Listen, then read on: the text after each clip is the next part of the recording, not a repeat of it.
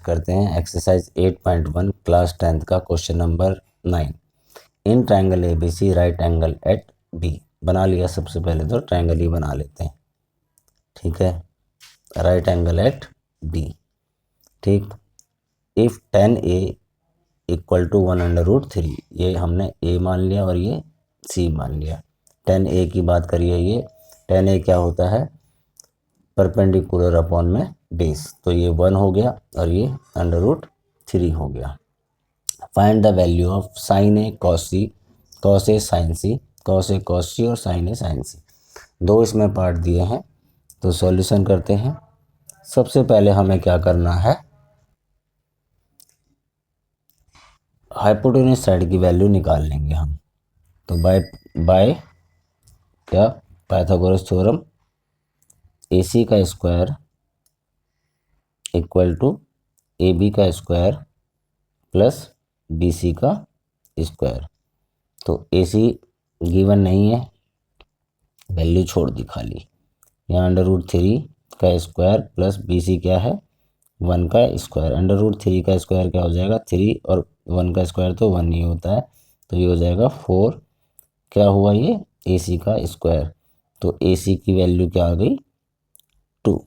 तो यहाँ पर हमने AC 2 रख दिया। ठीक है, 2 रखने के बाद अब हमें वैल्यूज चाहिए साइन ए। अब यहाँ पर साइन ए की value, first question, first part complete करने के लिए क्या चाहिए, साइन ए की वैल्यू। तो सबसे पहले हम रखेंगे फर्स्ट पार्ट में साइन ए कॉस सी प्लस कॉस ए और साइन सी। ठीक है, तो अब यहाँ पर देखो, अगर साइन ए ये वाला एंगल है तो परपेंडिकुलर अपॉन में हाइपोटेन्यूज, तो साइन ए क्या हो जाएगा, यहाँ पर लिख लेता हूँ value, sine A equal to perpendicular upon में हाइपोटेन्यूज, मतलब 1/2। कॉस सी की वैल्यू क्या हो जाएगी, कॉस सी। अब कॉस सी अगर ये वाला एंगल हम लेंगे तो बेस ये हो जाएगा, है ना, बेस अपॉन में हाइपोटेन्यूज, कॉस सी हो जाएगा 1/2। बेस अपॉन में हाइपोटेन्यूज मतलब BC अपॉन में AC। ये एंगल रेफरेंस लेंगे तो बेस ये होगा, ये एंगल रेफरेंस लेंगे तो बेस ये होगा। ठीक है, उसके बाद हम करना है कॉस ए की वैल्यू निकालनी है। कॉस ए ये है, तो बेस अपॉन में हाइपोटेन्यूज √3 अपॉन में 2। इसी तरह से अगर हमें साइन सी निकालना है तो ये हो गया हमारा परपेंडिकुलर अपॉन में हाइपोटेन्यूज, तो साइन सी क्या हो जाएगा, परपेंडिकुलर √3 अपॉन में 2। ठीक है, ये वैल्यू हमने सीधा रख ली। अब क्या करना है, यहाँ पर साइन ए की जगह में वैल्यू पुट कर देनी है, 1/2 इंटू, कोई साइन नहीं है तो मल्टीप्लाई होगा, कॉस सी की वैल्यू 1/2 प्लस कॉस ए √3/2, यहाँ से वैल्यू रखते चले गए, है ना, और √3/2। इस तरह हमने कर लिया।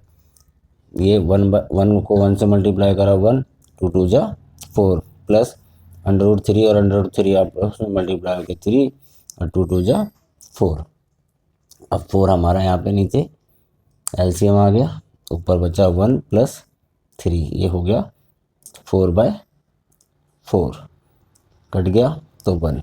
साइन ए कॉस सी प्लस कॉस ए साइन सी, तो इसमें अब क्या हुआ, sine A cos C plus cos A sine C equal to 1, ये आंसर आ गया। ठीक है, इसी तरह से हम जो सेकंड पार्ट है इसका, सेकंड पार्ट क्या है वो करते हैं। अब सेकंड पार्ट में हमें क्या चाहिए, देखो, कॉस ए। सबसे पहले कॉस ए ये वाला एंगल हो गया, है ना, बेस अपॉन में हाइपोटेन्यूज, कॉस ए क्या हो जाएगा, √3 अपॉन में 2, बेस अपॉन में हाइपोटेन्यूज। कॉस सी ले लेंगे, कॉस सी, तो कॉस सी तो हमारा 1/2 पहले भी हम निकाल चुके हैं। ठीक है ना, साइन ए, तो साइन ए हमारा क्या था, 1/2, यहाँ पे निकाल चुके हैं। ठीक, साइन ए 1/2। इसी तरह से साइन सी क्या हो जाएगा, √3/2। तो हम यहाँ पर सेकंड पार्ट इस वैल्यू को रख के करेंगे, कॉस ए क्या है √3/2, ठीक है। और कॉस सी क्या है, कॉस सी है इंटू 1/2, माइनस का साइन बीच में, साइन ए क्या है 1/2 और साइन सी क्या है √3/2, ठीक है। √3 मल्टीप्लाई होके 1 से, 2 2 जा 4 माइनस √3 और 2 2 जा 4, इस तरह से हमने इसे करा।